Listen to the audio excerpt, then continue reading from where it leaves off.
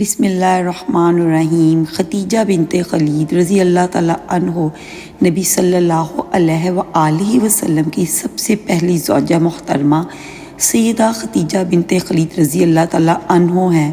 نبی صلی اللہ علیہ وآلہ وسلم کے فرزند ابراہیم رضی اللہ تعالیٰ عنہ کے سوا آپ کی ساری اولاد انہی سے ہوئی۔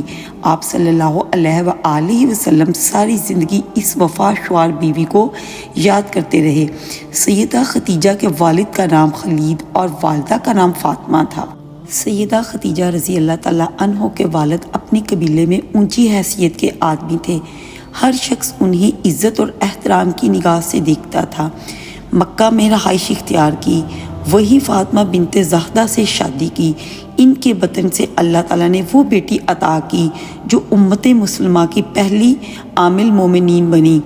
سیدہ ختیجہ رضی اللہ تعالیٰ عنہ عامل فیل سے 15 سال پہلے ہوئیں۔ اس طرح نبی صلی اللہ علیہ وآلہ وسلم سے 15 سال پہلے اس دنیا میں تشریف لائیں۔ نبی صلی اللہ علیہ وآلہ وسلم سے پہلے آپ رضی اللہ تعالیٰ عنہ کے 2 نکاح ہوئے تھے۔ پہلے خامد کا نام عتیق بن عبد المقسومی تھا۔ ان سے آپ کے ہاں ایک بچی ہند پیدا ہوئی۔ دوسرا نکاح ابو خالد بن عباس سے ہوا۔ ان سے آپ کے ہاں 2 بچے پیدا ہوئے، ایک کا نام ہند اور دوسرا خالہ پیدا ہوا۔ بعض مورخین نے لکھا ہے کہ پہلا نکاح ابو خالہ سے ہوا تھا۔ عامل فیل سے 20 سال بعد فجار کی جنگ چھڑ گئی، جس میں ختیجہ رضی اللہ تعالیٰ عنہ کے والد اور شوہر لڑائی کے لیے نکلے اور مارے گئے۔ آپ رضی اللہ تعالیٰ عنہ کے خاندان کا پیشہ تجارت تھا۔ باپ اور شوہر کی موت کی وجہ سے تجارت کا بوجھ ان پر آن پڑا، لیکن عرب معاشرے میں عورت کے لیے تجارت کا پیشہ بہت مشکل کام تھا۔ چنانچہ سیدہ ختیجہ نے اپنے رشتہ داروں کے ذریعے کام لینا شروع کر دیا۔ انہیں مال تجارت دے کر دوسرے ملکوں کی طرف روانہ کرتی تھی۔ رشتہ داروں کو اس کام کا باقاعدہ معاوضہ دیا کرتی تھی۔ اس زمانے میں رسول صلی اللہ علیہ وآلہ وسلم بکریاں چرایا کرتے تھے۔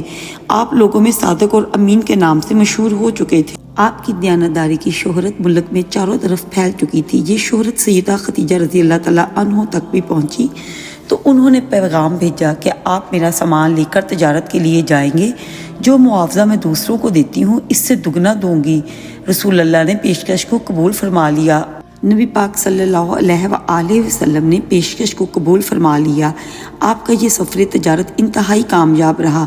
چنانچہ تجارت کے سفر کے 2 ماہ 25 دن بعد خود سیدہ ختیجہ رضی اللہ تعالیٰ عنہ نے نبی پاک صلی اللہ علیہ وآلہ وسلم کو نکاح کا پیغام بھجوایا۔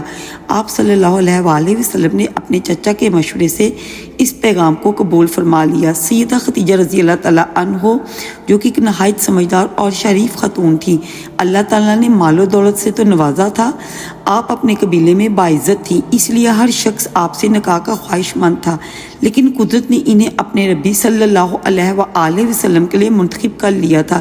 اس طرح نکاح کی تاریخ جو طے پا گئی، مقررہ تاریخ کو آپ اپنے چچا ابو طالب، حضرت حمزہ اور خاندان کے دوسرے لوگوں کے ساتھ سیدہ ختیجہ کے گھر تشریف لائے۔ ابو طالب نے نکاح کا خطبہ پڑھا۔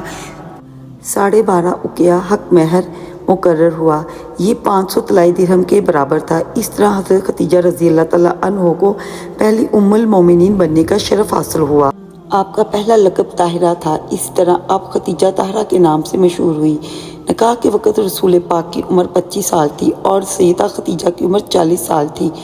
نکاح کے بعد قریش کے سرداروں اور دیگر لوگوں نے مبارکباد دی۔ نبی پاک صلی اللہ علیہ وسلم کی زوجیت میں آنے کے بعد سیدہ ختیجہ نے اپنا سارا مال و ثواب آپ کے قدموں میں ڈھیر کر دیا۔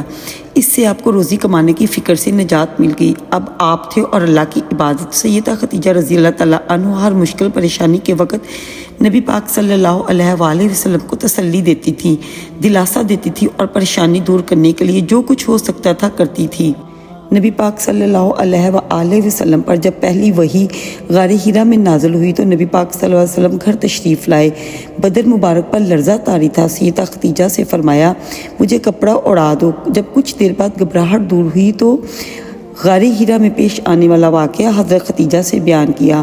سیدہ خدیجہ رضی اللہ تعالیٰ عنہ نے آپ کو تسلی دی اور کہا، قسم ہے اس ذات کی جس کے قبضے میں میری جان ہے، میں امید رکھتی ہوں کہ آپ اس امت کے نبی ہوں گے۔ اس کے بعد سیدہ خدیجہ رضی اللہ تعالیٰ عنہ آپ کو اپنے چچا زاد بھائی ورقہ بن نوفل کے پاس لے گئیں۔ آپ نے پورا واقعہ سنایا۔ اس واقعے کو سننے کے بعد انہوں نے یقین کے لہجے میں کہا، یہ وہی فرشتہ ہے جو موسیٰ علیہ السلام پر اترا تھا۔ کاش میں اس زمانے تک زندہ رہتا جب آپ کو وطن سے نکالا جائے گا۔ اگر میں آپ کا وہ زمانہ پا لوں تو میں ضرور آپ کی مدد کروں گا۔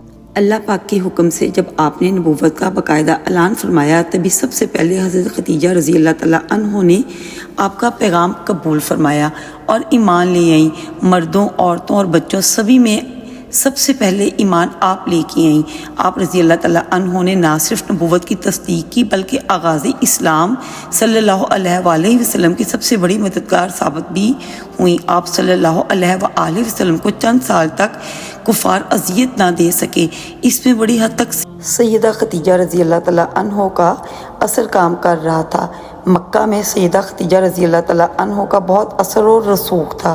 مشرکین نبی صلی اللہ علیہ وآلہ وسلم کو جھٹلاتے تھے، اس لیے آپ کو بہت صدمہ ہوتا تھا، لیکن یہ صدمہ سیدہ خدیجہ رضی اللہ تعالیٰ عنہ کے پاس آ کر دور ہو جاتا تھا، اس لیے کہ وہ آپ کی باتوں کی تصدیق کر دیتی تھی اور مشرکین کے سلوک کو بے اثر کر دیتی تھی۔ نبی پاک صلی اللہ علیہ وآلہ وسلم سات نبوی میں قریش مکہ نے آپ صلی اللہ علیہ وآلہ وسلم سے، آپ کے حامیوں سے اور بنو ہاشم سے تمام تر تعلقات توڑ لیے اور آپ صلی اللہ علیہ وآلہ وسلم ان تمام لوگوں سمیت شبی بھی طالب میں رہنے پر مجبور کر دیا۔ وہاں آپ صلی اللہ علیہ وآلہ وسلم کو 3 سال تک رہنا پڑا۔ یہ زمانہ بے حد تکلیف کا تھا، بچوں کی بھوک سے بالکل سنی نہیں جاتی تھی۔ اس گھاٹی میں سیدہ خدیجہ رضی اللہ تعالیٰ عنہ بھی آپ کے ساتھ تھی۔ آپ نے بھی ہر تکلیف کو برداشت کیا جو دوسرے کر رہے تھے، پتے کھا کر گزارا کیا۔ ان حالات میں سیدہ رضی اللہ تعالیٰ عنہ کے اثر اور رسوخ میں کھانا پہنچ جایا کرتا تھا۔ آخرکار قریش کے آپس کے اختلافات کی وجہ سے 3 سال بعد 10 نبوی میں اس مصیبت کا خاتمہ ہوا، یعنی ہجرت سے 3 سال پہلے آپ یہاں سے نکلے۔ نبی پاک صلی اللہ علیہ وآلہ وسلم کے ساتھ حضرت خدیجہ رضی اللہ تعالیٰ عنہ نے بھی سخت تکلیف زدہ ماحول سے نجات پائی، لیکن مسلسل تکالیف کی وجہ سے ان کی صحت بہت خراب ہو گئی تھی۔ آخرکار رمضان 10 نبوی میں اس دار فانی سے دار آخرت کی انتقال فرما گئی۔ اگر آپ کو آج کی ویڈیو اچھی لگی ہے تو میری اس ویڈیو کو آپ لائک کریں، میرے چینل کو سبسکرائب کریں۔ اللہ حافظ۔